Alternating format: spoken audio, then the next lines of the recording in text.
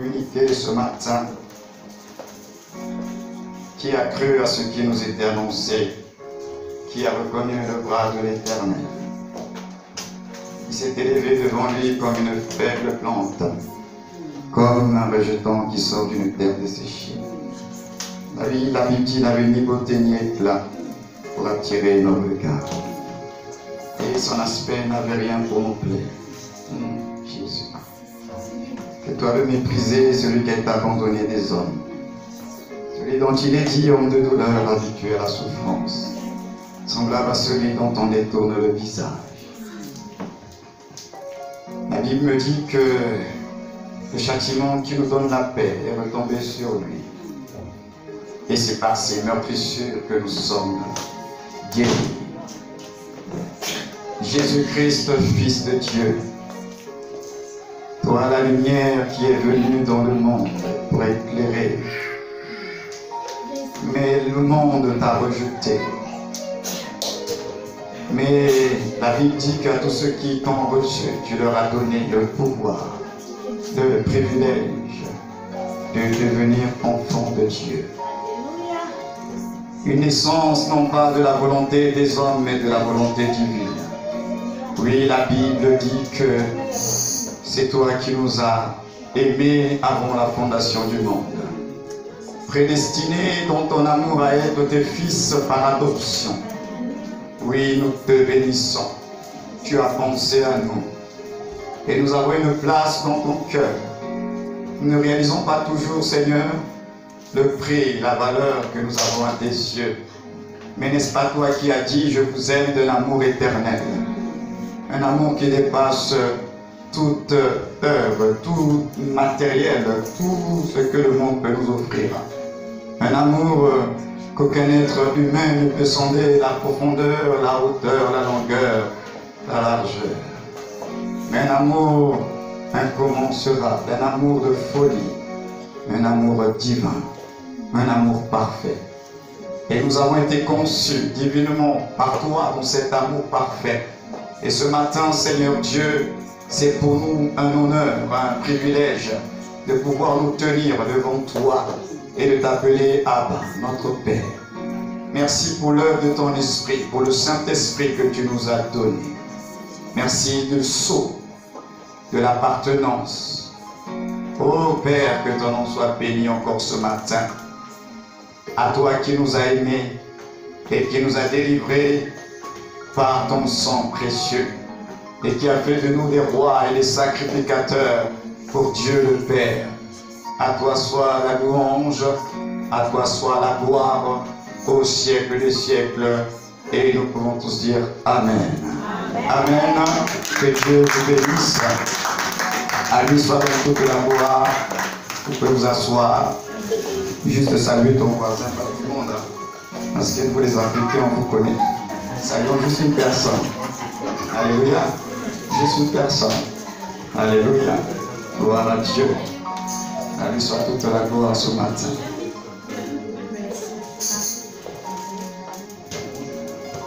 Alors nous allons continuer à partager la parole du Seigneur dans ce sujet sur la bouche, la puissance qu'il y a dans notre bouche. Je voulais juste rappeler à certaines personnes ce matin que le sujet que nous sommes en train d'aborder depuis quelques semaines, il est très important. Vous savez, Dieu ne fait jamais rien pour rien. Il y a toujours un but poursuivi dans tout ce qu'il fait. Même notre création, même chaque organe de l'être humain, il y a un but. Et nous sommes en train de parler de la bouche. La bouche n'est pas seulement un organe que Dieu nous a donné pour manger. La bouche nous a été donnée pour communiquer, c'est vrai, pour parler. Mais bien plus encore, la bouche nous a été donnée pour pouvoir glorifier le Seigneur, c'est vrai, mais également pour pouvoir proclamer la parole de Dieu. Parce que la parole de Dieu, lorsqu'elle est en mode offensif, c'est-à-dire l'épée de l'esprit, l'épée de l'esprit, c'est la parole proclamée. Mais la parole proclamée doit d'abord être méditée. Vous la mangez d'abord, elle est en vous. Et vous la proclamez, c'est le moyen de la bouche. Et lorsque nous sommes en position d'autorité, nous devons utiliser la bouche.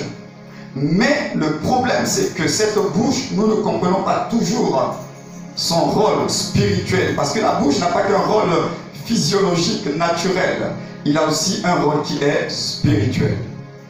Et n'ayant pas compris l'utilité de cette bouche, nous avons fait des prières. Justement, c'est ça le problème. Nous avons fait des prières, on n'a pas vu des résultats. Nous avons utilisé le nom de Jésus, il n'y a pas eu de résultats. Alors on s'est posé la question, mais pourquoi il n'y a pas de résultats? Je vous prends un exemple. Vous allez utiliser un instrument comme le piano. Quelqu'un qui ne connaît pas jouer le piano, ou bien qui est un amateur, il va essayer de bidouiller un peu comme nous on essaie de faire par la grâce de Dieu. Le même piano, il va jouer. Vous allez entendre un son. On essaye de produire quelque chose. Mais quelqu'un qui est un spécialiste de ça, le même piano, il va l'utiliser. Ça va émettre un autre son. Parce qu'il connaît son utilité, c'est comment l'utiliser. Le même instrument n'aura pas le même impact. Ça dépend de comment tu l'utilises. La parole de Dieu, elle est forte, elle est puissante, infaillible, elle est vivante. Mais ça dépend de comment vous l'utilisez. Il y a des gens qui vivent les effets de la parole de Dieu parce qu'ils ont compris l'importance de la bouche qui est le bras qui saisit la parole de Dieu dans les proclamations. Donc ils veillent à sanctifier leur bouche. Ils veillent parce qu'ils ont compris que si la bouche là est souillée, ça va rendre inefficace, inopérante la parole de Dieu qui à la base elle est efficace. Le problème n'est pas la parole, mais c'est nous qui n'utilisons pas bien la parole de Dieu. C'est pourquoi le but de cet enseignement, c'est de nous faire comprendre qu'il y a une puissance dans notre bouche et que la bouche, là, nous devons apprendre à l'utiliser. Sinon, quand vous allez avoir vos combats personnels dans vos maisons, dans vos foyers, et que vous allez utiliser le nom de Jésus, le zèle au nom de Jésus, il ne va rien se produire. Et vous aurez l'impression que vous n'avez pas d'onction. Ce n'est pas une question d'onction. C'est que la bouche qui confesse le nom de Jésus, elle est comment? Paul a dit que quiconque invoquera le nom du Seigneur, qu'il s'éloigne de l'iniquité. De Timothée 2 à partir du verset 19. Quiconque invoquera, proclamer, déclarer, faire appel au nom du Seigneur. Paul dit, quiconque l'invoquera, il doit s'éloigner de l'iniquité. En d'autres termes, il ne peut pas y avoir un mariage entre l'iniquité et puis l'invocation du nom de Dieu. Donc aujourd'hui, si nous ne comprenons pas cela, on va continuer à souffrir, être frustrés, parce que malgré nos prières, l'ennemi vient toujours faire la zizanie dans nos vies. Donc il y a une puissance dans notre vie, bouche, que nous ne pouvons pas mesurer. Énorme est la puissance qui est dans votre bouche. C'est pourquoi nous devons comprendre, frères et sœurs, combien il faut veiller sur ce qui sort de la bouche. D'ailleurs, la Bible dit que ce qui souille l'homme, ce n'est pas ce qui entre, c'est ce qui sort. Et on a vu dans l'épître de Jacques comment Dieu, à travers son serviteur, nous parle de la langue. C'est un petit membre, mais qui fait beaucoup de dégâts, qui souille tout le corps. Et donc nous devons comprendre que la bouche est un organe important que vous devez comprendre que Dieu vous a donné, pas que pour manger. Parce que vous savez, dans le monde spirituel, ils savent reconnaître qui sont habilités à faire certaines choses. Ce n'est pas parce que vous utilisez le nom de Jésus que ça va marcher. Pas parce que le nom de Jésus n'est pas fort, mais qui prononce le nom? La question, elle est là, c'est ce nom-là, lorsque le son est émis dans le monde spirituel, il cherche à savoir qui prononce le nom pour qu'il y ait exécution. On a besoin de savoir ça vient de qui. Souvenez-vous, pour les lecteurs de la Bible, ils ont été face à une personne qui était démonisée, les fils de Séba. Ils ont utilisé le nom de Jésus, ils ont émis, ils ont invoqué le nom. Et ce nom étant invoqué a été entendu dans le monde spirituel. Les esprits ont entendu. Mais les esprits ont dit à ces gens-là, nous on connaît Paul, nous on connaît Jésus, mais vous, qui êtes-vous? disant, il dit au nom de Jésus que Paul prêche. Donc le nom de Jésus a été invoqué. Mais dans le monde spirituel, pour qu'il y ait exécution, obéissance, soumission, qui invoque le nom? Et donc ces esprits-là n'ont pas été soumis. Pourtant le nom de Jésus a été invoqué. Pourquoi? Parce que les personnes qui ont invoqué ce nom-là n'étaient pas qualifiées, habilitées, dignes d'utiliser ce nom-là. Donc ce n'est pas une question de dire au nom de Jésus comme on le fait. C'est la bouche là qui invoque le nom. Comment est cette bouche?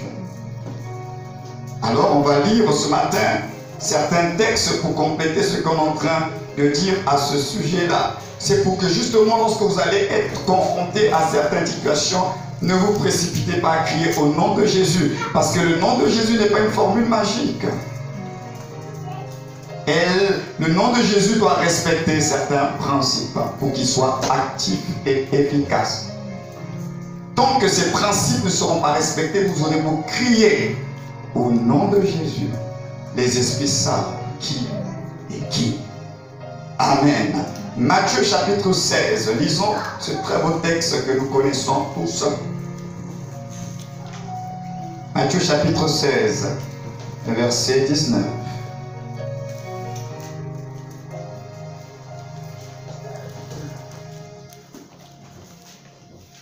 Déjà, si on doit remonter dans le contexte de cette histoire que nous connaissons, on va aller dans le verset 13.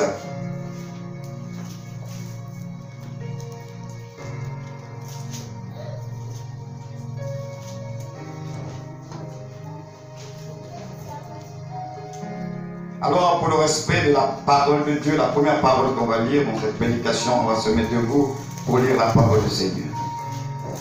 Matthieu chapitre 16, le verset 13. Jésus se rendit dans la région de Césarée de Philippe. Il interrogea ses disciples, « Que disent les gens au sujet du Fils de l'homme? Qui est-il d'après eux ?» Ils répondirent, « Pour les uns, c'est Jean-Baptiste, pour d'autres, Élie, pour d'autres encore, Jérémie ou un autre prophète. » Et vous, leur demanda-t-il, « Qui dites-vous que je suis ?» Simon lui répondit, « Tu es le Messie, le Fils du Dieu vivant. » Jésus lui dit alors, « Tu es heureux, Simon, fils de Jonas, car ce n'est pas de toi-même que tu as trouvé cela. C'est mon Père céleste qui te l'a révélé. Et moi, je te déclare, tu es Pierre, et sur cette pierre, je bâtirai mon église, contre laquelle la mort elle-même ne pourra rien. Je te donnerai les clés du royaume des cieux.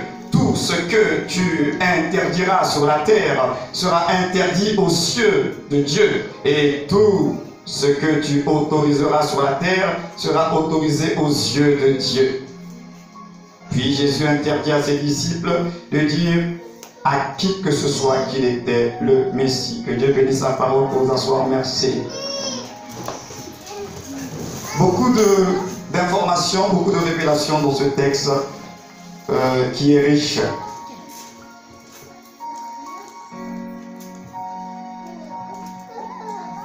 Lorsque nous lisons cette histoire et ce que Jésus va dire à Pierre, souvent nous disons aux gens dans nos prières, dans nos moments de prière, de proclamation, la Bible dit ce que vous lirez sur la terre sera lié dans les cieux, c'est vrai. Mais cela a été dit dans un contexte. Ce n'est pas juste prendre ce verset de façon isolée et dire ce que vous lirez sur la terre sera lié dans les cieux. Et la personne qui reçoit cette grâce-là, c'est qui? C'est Pierre. Mais pour que Jésus dise à Pierre, je te donne les clés du royaume, et lui donne le pouvoir et l'autorité, il fallait d'abord une chose, la révélation de qui est Jésus. Parce que s'il n'y a pas la révélation de qui est Jésus, vous ne pouvez pas avoir les clés du royaume. Donc ça commence d'abord à comprendre qui est Jésus. Parce qu'en réalité, votre autorité, ce n'est pas une autorité qui a été prise comme ça, c'est son autorité. Et nous agissons par procuration, délégation de pouvoir. Mais de qui? De Jésus. Donc avoir d'abord la révélation de qui est Jésus. Qui est-il? C'est ça le fondement de l'Église. Qui est Jésus? L'Église est bâtie, fondée sur la révélation de Jésus le Christ, le Messie, le Roi. Et tout part de là. Dans Matthieu chapitre 8, on nous raconte l'histoire de ce centenier romain dont le serviteur était malade et qui vient rencontrer Jésus pour que Jésus vienne chez lui pour faire le miracle de guérison. Et finalement, en rencontrant Jésus, pour que Jésus opère, il va tenir un très beau discours. Sa foi va parler.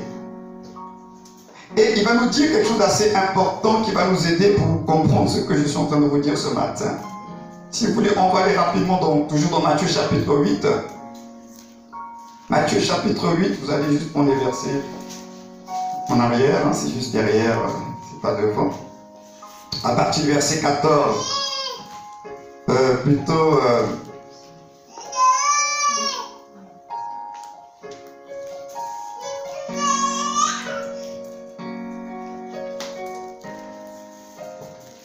on va commencer au verset 5. Jésus entrait à Capernaum quand un officier romain l'apporta. Il le supplia: Seigneur, mon serviteur est couché chez moi.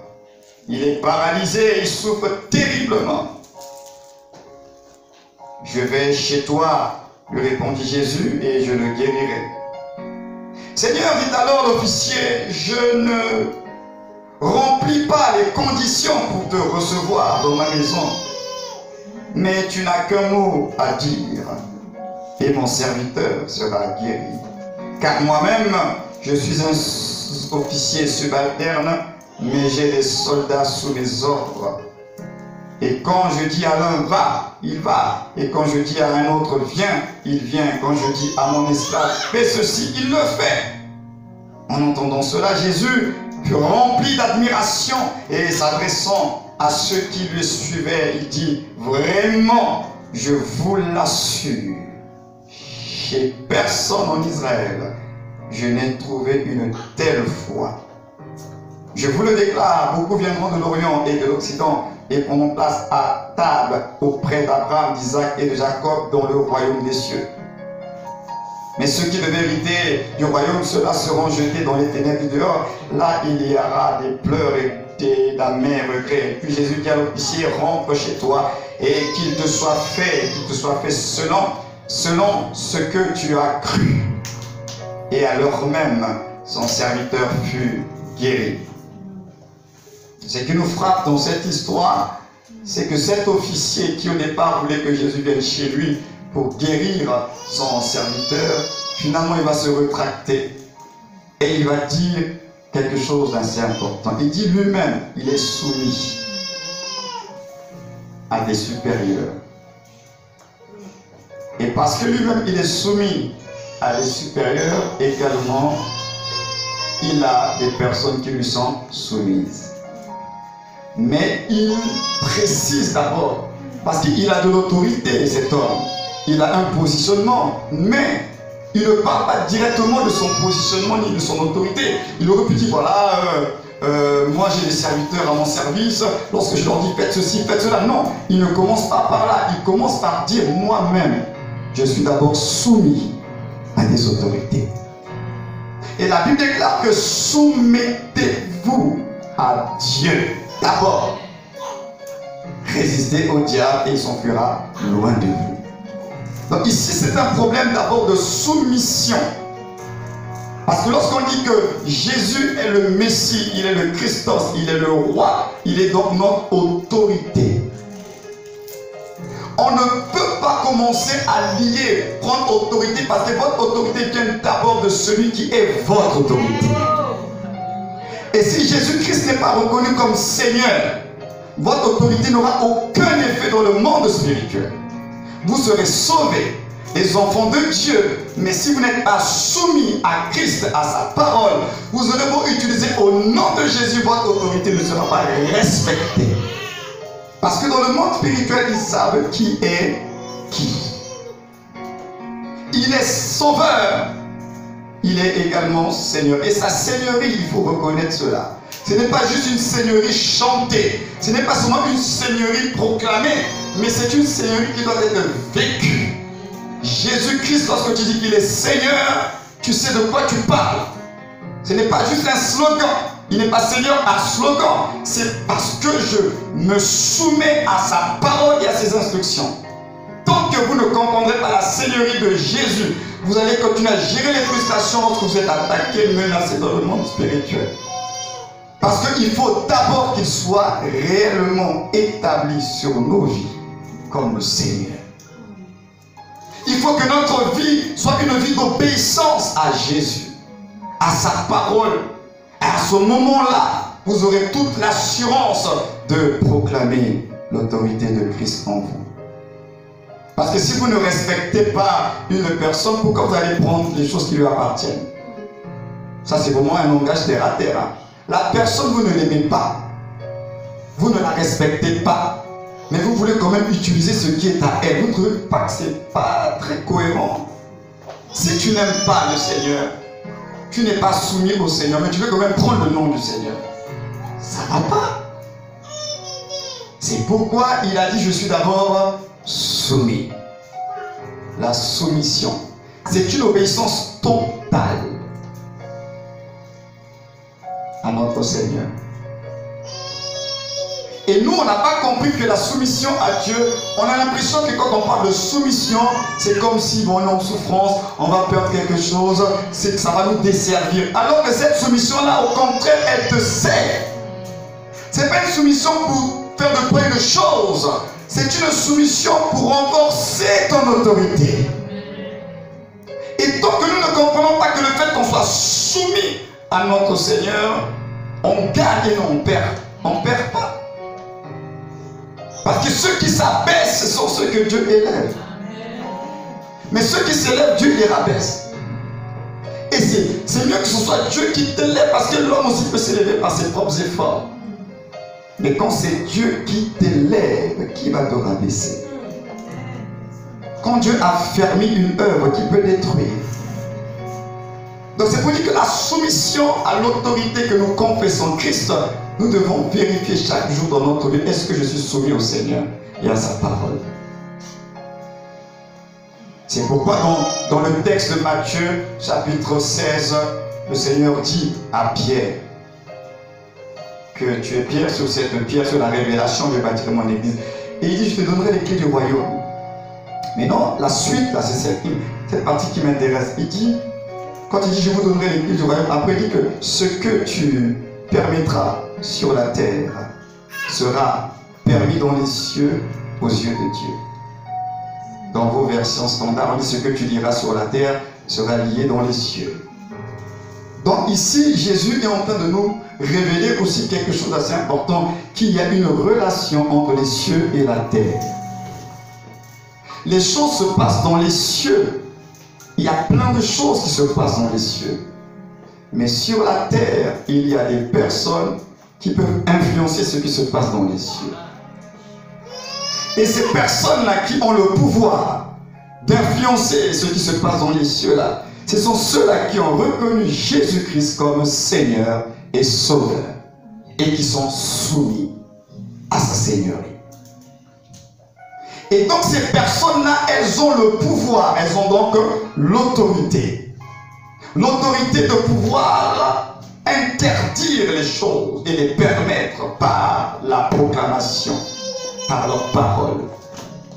Et donc ces personnes, c'est nous. Tout ce que tu permettras, tu déclareras, sera arrêté dans les cieux. Dieu prend acte. Mais si tu n'es pas soumis au Seigneur, tu pourras beau crier, il ne va rien se passer. La vie est faite de mystères qui nous dépassent, mais il y a des principes qui sont spirituels. Nous sommes sur la terre. mais sur la terre, nous pouvons contrôler le ciel. C'est pourquoi même dans le principe de la prière, vous remarquez que tant que vous ne priez pas pour certaines choses sur la terre, il n'y a rien qui se passe aussi sur le plan spirituel. Et quand vous commencez à prier pour les choses sur la terre, les choses se mettent en mouvement. Ça se passe sur la terre. Maintenant, il faut prendre position. Parce que le chrétien, il a une identité en Christ, il a une position en Christ, mais il a aussi une autorité. Et la manifestation de cette autorité passe également par ce qui sort de votre bouche. Ce que tu confesseras, ce que tu publieras sur la terre, le ciel prend acte. C'est un mystère. Regardez, là nous sommes avec Élie. Élie, on a dit que sur sa parole, sur la parole d'Élie, il a fermé le ciel pendant 3 ans et demi. C'est pas Dieu, c'est sur la parole. Il a parlé, le ciel a été fermé sur la parole d'Élie. Un homme sur la terre a fermé les cieux. Et Élie a fermé le ciel sur sa parole. Maintenant, nous, on est dans une dispensation beaucoup plus excellente que Élie. Mais il faut que nous puissions, frères et sœurs, comprendre les enjeux. Donc, en résumé, nous avons une position, nous avons reçu de Dieu une autorité. Vous savez, lorsque une autorité, même un gendarme, un policier, devient votre ami, il plaisante avec vous tout le temps, avec les gens tout le temps, les gens ne vont pas le respecter. C'est une autorité. Il est en tenue, mais il fait des blagues, il plaisante avec tout le monde. Les gens ne vont pas le respecter. Parce que la fonction nous impose une certaine attitude. Ce qui fait qu'à cause de la fonction, on a besoin, il y a des gens qui disent non, c'est pas comme ça. Il ne faut pas parler comme ça. Il ne faut pas s'asseoir comme ça. Parce que la fonction, l'autorité que vous recevez, vous impose une attitude.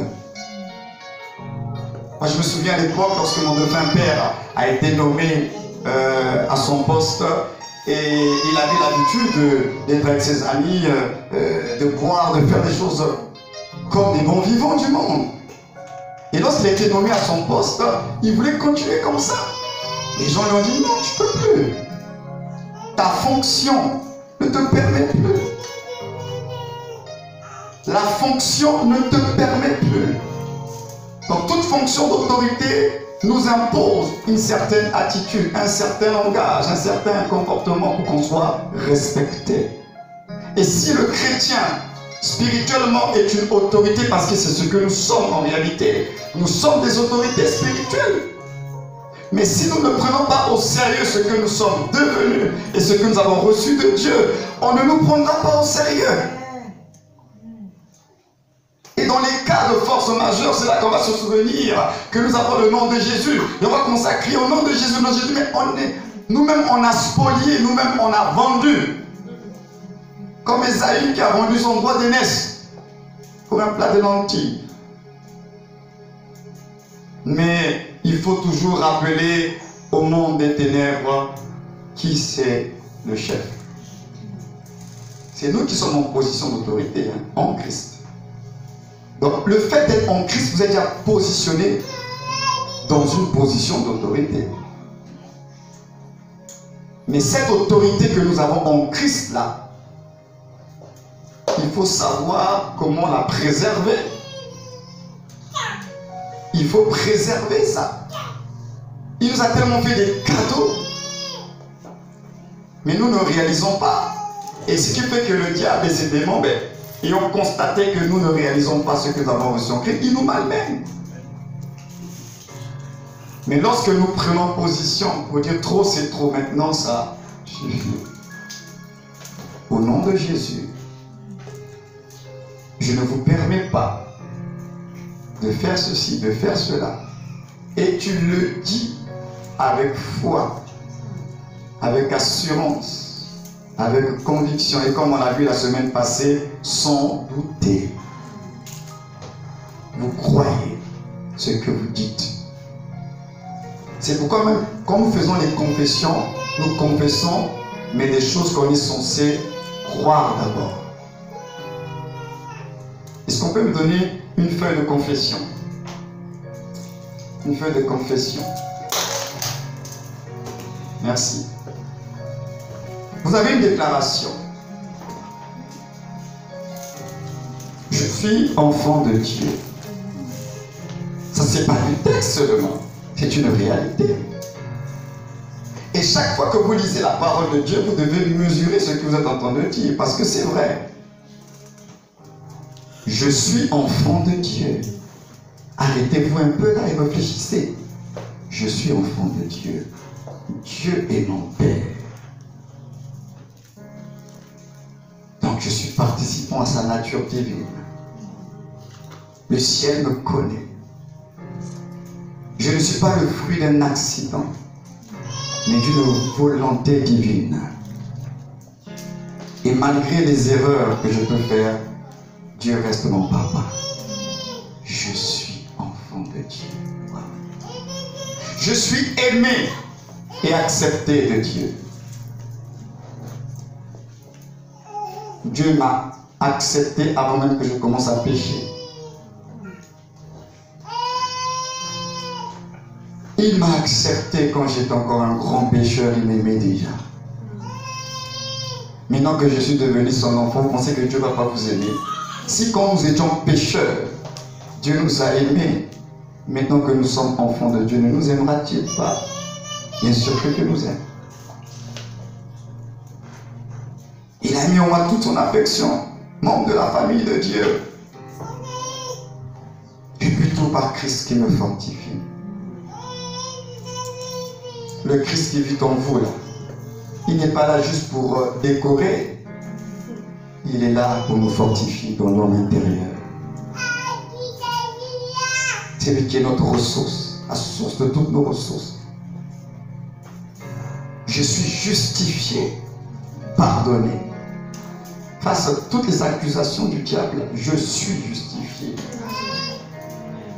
Et le pardon de Dieu est mon partage. Justifié en Christ. Oh Seigneur, merci. Quelquefois tu t'arrêtes là sur moi. Ces petits versets là, mais c'est vrai, ça vous concerne. Je suis racheté par le sang de Jésus. La valeur du sang. Je suis rempli, revêtu du Saint-Esprit. Je suis ce que Dieu dit que je suis.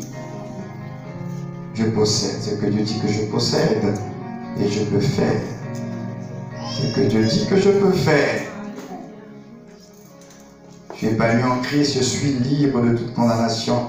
J'ai été crucifié avec Christ. Je suis mort et ressuscité en Christ. Il y a tellement de paroles comme ça. Là. Vous les lisez. Ça vous parle parce que ça vous concerne. Tout ce qui est dit, c'est pour nous. On n'invente pas la vie chrétienne. On n'invente pas, notre identité est déjà là. Nous sommes des enfants de Dieu. Saints en Jésus-Christ. Des autorités spirituelles. Et quand l'ennemi vient dans notre territoire, il a dit qu'il nous a donné le pouvoir de marcher sur toutes les puissances. Donc nous marchons la tête haute, mais en restant dans les principes de Dieu. Principes de soumission, d'obéissance. Et nous avons tout à gagner. Je vous assure, frères et sœurs, ce matin j'ai voulu insister juste sur le mot soumission. Par rapport à notre texte.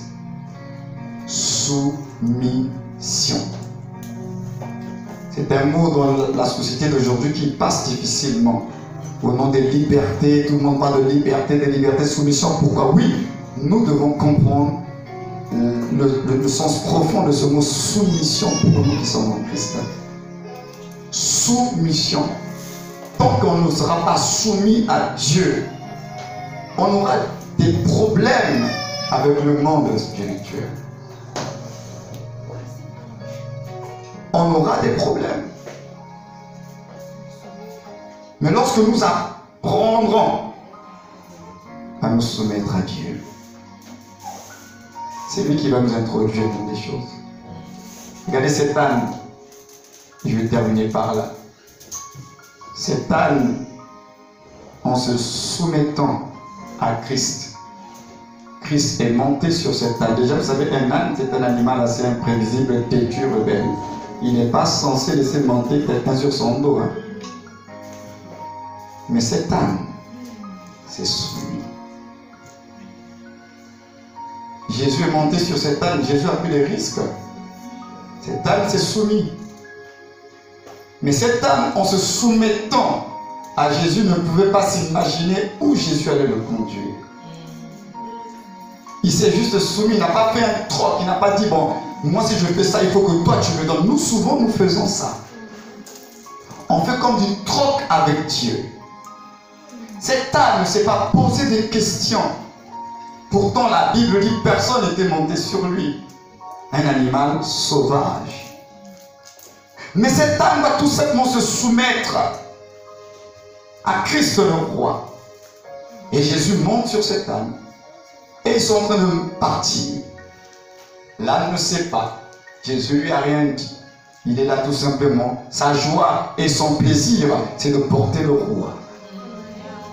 Notre joie et notre plaisir, c'est de tout simplement porter le Seigneur. Avant de chercher à faire du troc, bon, je sers Dieu pour que Dieu me donne. Non! La joie de lui appartenir. C'est ça la chose la plus importante. D'abord, j'appartiens au Seigneur. Je suis membre de la famille de Dieu. Enfant de Dieu. Mais, avec cette joie de transporter le roi, ils étaient en train de rentrer dans la gloire de Jérusalem. La ville sainte, la ville du grand roi. Et encore l'âne était heureux, il transportait le roi.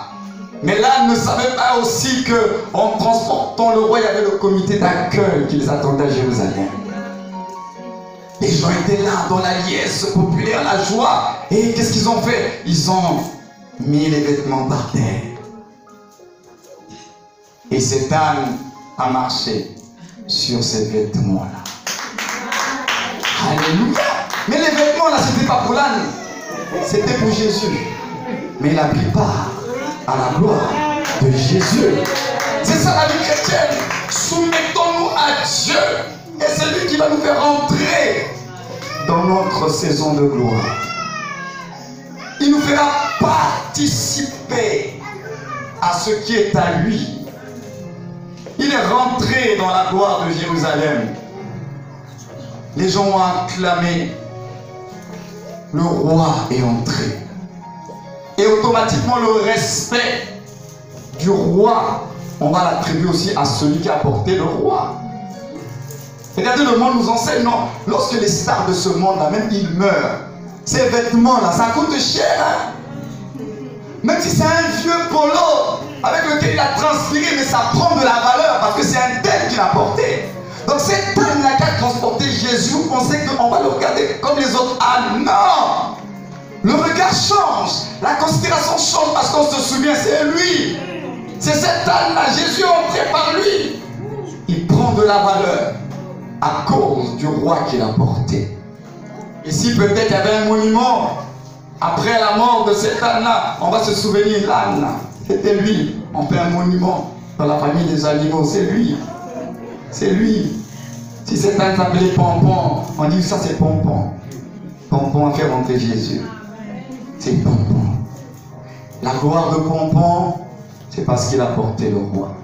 Notre gloire, c'est parce que nous portons le roi. Donc la soumission là, c'est à notre avantage. Vous voulez aller plus loin avec Dieu, apprenez à vous soumettre au Seigneur.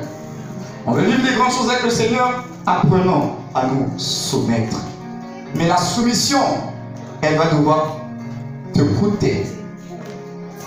Elle va te coûter pourquoi? Parce que ce Dieu-là auquel tu dois être soumis, tu ne l'as pas vu, tu ne le vois pas.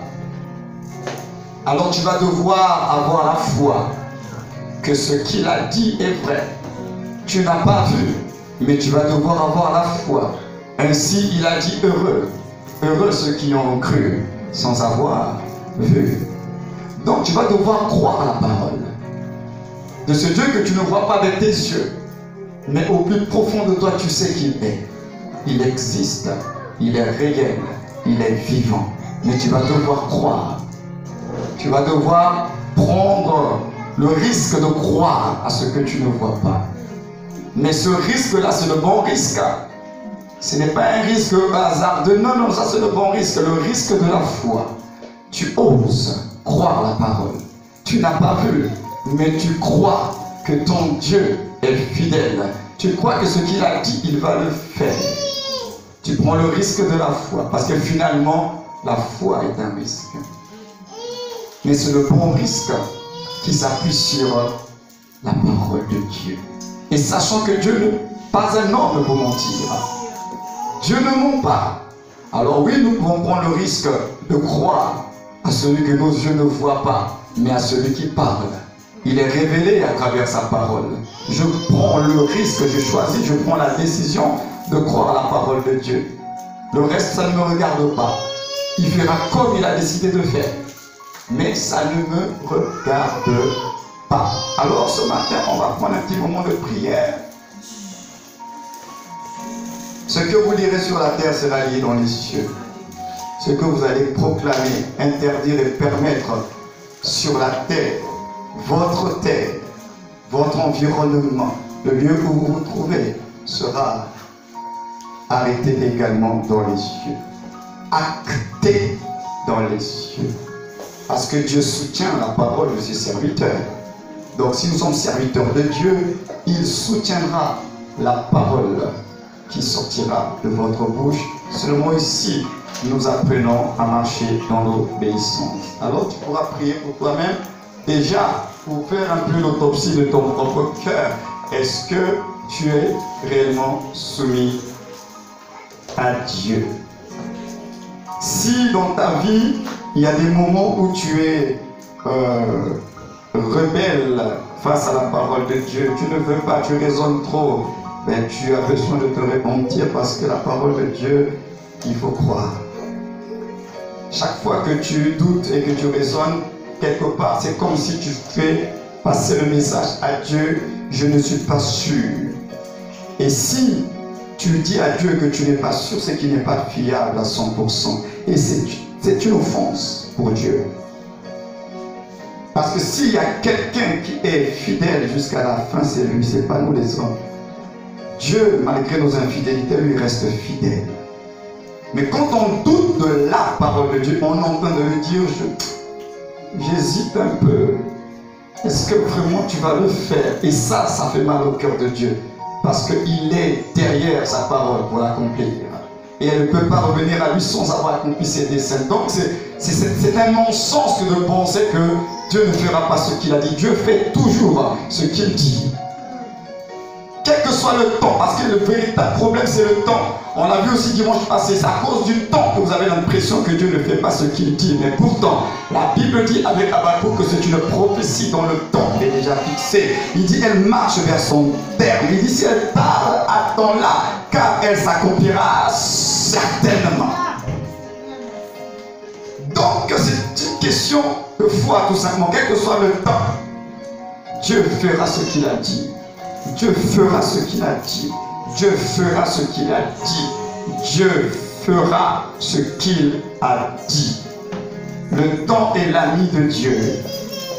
Parce qu'il est maître des temps et des circonstances. Seigneur, nous voulons nous repentir ce matin toutes les fois où nous avons douté de ta parole et de tes promesses. Toutes les fois où nous avons raisonné ta parole, toutes les fois où nous avons résisté à ta parole, toutes les fois où nous avons douté de ta parole. Ce matin encore, tu nous rappelles combien tu es fiable et combien ta parole est fiable. Seigneur, nous voulons apprendre comme des enfants. Oui, nous voulons apprendre à totalement nous abandonner entre tes mains. Nous voulons nous abandonner entre tes mains et te laisser faire ce que tu as prévu de faire dans nos vies.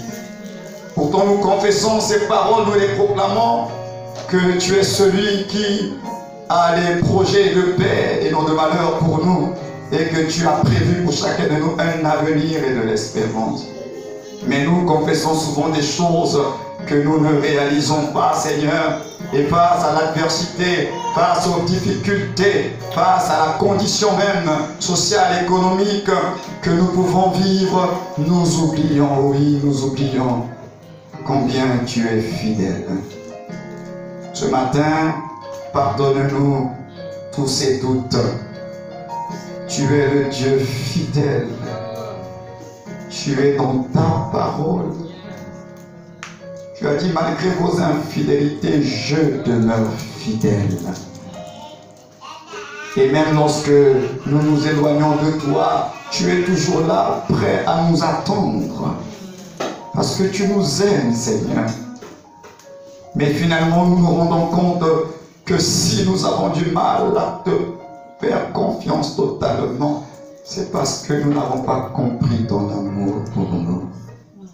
La Bible dit l'amour parfait bannit la crainte. Si nous sommes encore dans la crainte, c'est parce que l'amour n'est pas parfait en nous. Nous ne réalisons pas que ton amour est un amour parfait pour nous. C'est pourquoi nous avons encore des peurs et des craintes. Seigneur, pardonne-nous d'avoir douté de cet amour, un amour de folie pour lequel tu as quitté le ciel et tu es descendu si bas, tu t'es humilié de cette façon, tu as été dépouillé, mon Seigneur et mon Dieu. Pardonne-nous. Et aide-nous, Seigneur, à reconsidérer tout ce qui sort de notre bouche, parce que tu as dit que la vie et la mort sont au pouvoir de la langue. Quiconque l'aime en mangera les fruits. Apprends-nous à savoir utiliser cela. Je t'en supplie, Seigneur, dans le nom de Jésus-Christ de Nazareth. Apprends-nous à utiliser cela. Béni sois-tu, Jésus-Christ de Nazareth. Alors, terminons pour rendre gloire au Seigneur. Tu vas rendre gloire à Dieu pour ce que tu es devenu en lui. Parce qu'on ne peut pas terminer sur cette note-là. On peut terminer sur une note où quand même, en Christ, nous sommes quand même devenus des personnes importantes. Et c'est important de pouvoir te l'entendre dire. La foi vient de ce qu'on entend. Tu es un enfant de Dieu. Et que ton âme l'entende. Tu n'es pas n'importe qui. Tu es positionné en Jésus-Christ. Et que ta vie est cachée en Christ, en Dieu, dans les lieux célestes. Et que si Dieu est avec toi, qui sera contre toi? Donc, tu es un enfant bien-aimé du Père. Il t'a tant aimé, il a placé toute son affection en toi. Il connaît le nombre des cheveux de ta tête. Ça veut donc dire que les détails de ta vie, Dieu s'intéresse à cela. Quelquefois, on a l'impression que Dieu s'intéresse aux grandes choses. Non, j'aimerais te dire ce matin que même les détails de ta vie intéressent Dieu. Si le nombre des cheveux de ta tête, il les connaît, ce n'est pas les détails de ta vie que Dieu ne connaît pas. C'est un bon Père, tu es un enfant de Dieu. Il ne fait exception de personne, il nous aime tous de la même façon. Mais la seule différence, c'est qu'il y a ceux qui sont obéissants et soumis au cœur de papa, et puis il y en a ceux qui sont têtus et rebelles. Les parents que nous sommes, nous savons ce que ça veut dire avec nos propres enfants. Tous les enfants n'obéissent pas de la même manière. Mais pourtant, ils restent nos enfants. Nous sommes fils du même Père. Et nous le bénissons tout simplement de ce qu'il est notre Père. Il a des plans et des projets pour notre vie. Nous te bénissons, éternel Dieu, pour tout ce que tu es pour nous et pour tout ce que nous sommes pour toi. Pour le prix, pour la valeur que nous avons à tes yeux.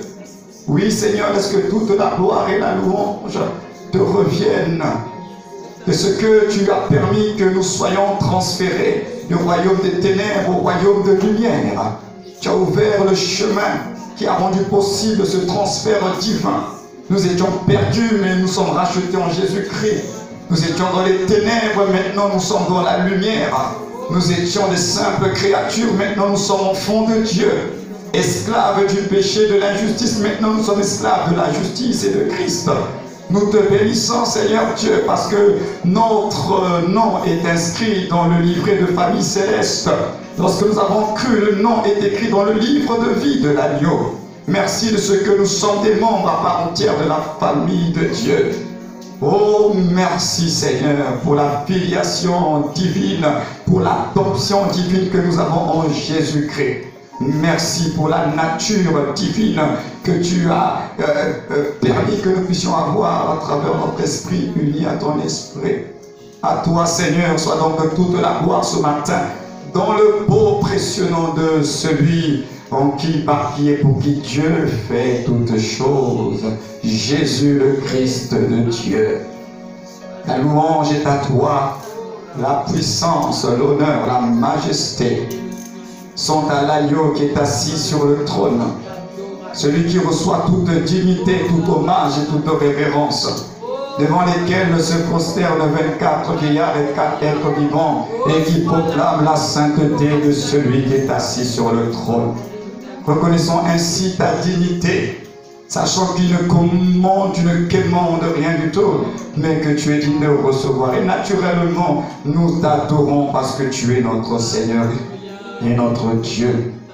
C'est toi qui es la force de ceux qui sont faibles, tu relèves ceux qui tombent, tu affermis ceux qui en ont besoin, tu es l'espérance de tous les désespérés. La Bible me dit que tu es le père des orphelins, le mari des veuves, tu es la justice des opprimés. Ton trône est un trône de gloire, un trône de grâce, fondé sur la justice et l'équité. Tu es réellement celui que tu es. Tu as dit, je suis celui qui est. L'être qui fait être tout être. C'est toi, Seigneur. De toi, nous sommes sortis. La Bible dit que nous sommes de la race de Dieu. La race des rois, la race des seigneurs, la race des vainqueurs, la race des plus que vainqueurs, par celui qui nous a aimés. Alors ce matin, pour nous c'est un honneur de t'appartenir, c'est un honneur de te servir, c'est véritablement un honneur pour nous d'être appelés par ton nom. Laisse que toute la gloire, laisse que toute la louange te revienne à toi notre Père et à toi notre Dieu. Tu es digne de tout recevoir dans ce siècle présent, mais également pour l'éternité. À Dieu soit donc toute la gloire dans son Église qui s'est acquise au prix de son sang précieux.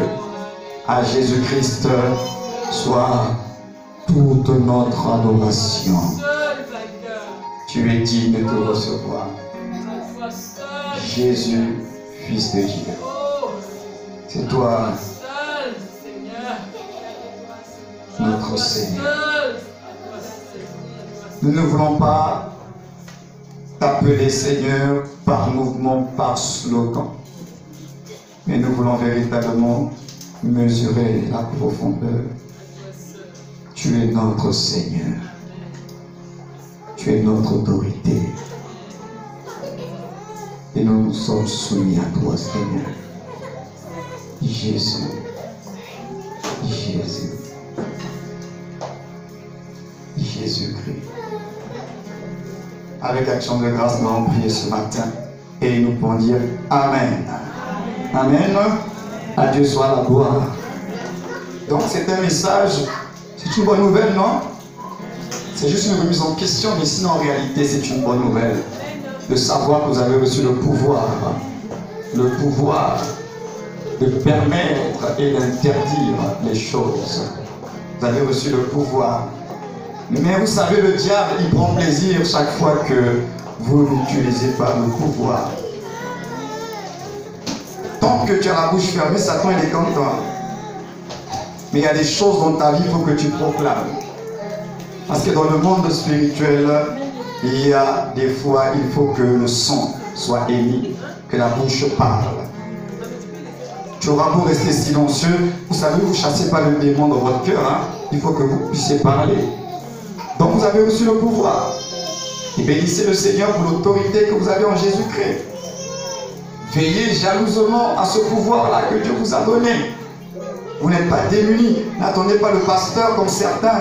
Quand il y a des situations, tout de suite ils pensent au pasteur. Oui, vous pouvez penser au pasteur. Oui, vous pouvez vous appeler. Mais n'oubliez pas, vous avez reçu le pouvoir. Vous avez reçu le pouvoir. Vous pouvez également exercer ce pouvoir Au nom de Jésus. Vous avez un enfant qui est malade, n'attendez pas le pasteur, imposez les mains. Au nom de Jésus, maladie, tu quittes. Parce que le pouvoir, c'est pour tout le monde. Alléluia. Donc c'est important pour vous. Donc béni soit le Seigneur notre Dieu pour cela. Donc aujourd'hui, nous sommes à un culte un peu particulier. On va prier pour une personne.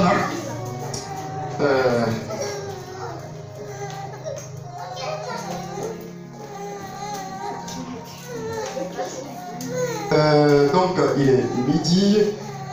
Nous allons prier pour notre frère serviteur évangéliste Alain Joseph qui est venu ici. Ça fait un bon bout de temps, lui et moi on a échangé, on a partagé sur certains sujets par rapport à lui-même, par rapport à sa vie, par rapport à sa destinée. Je pense que c'est un commun accord avec le Saint-Esprit.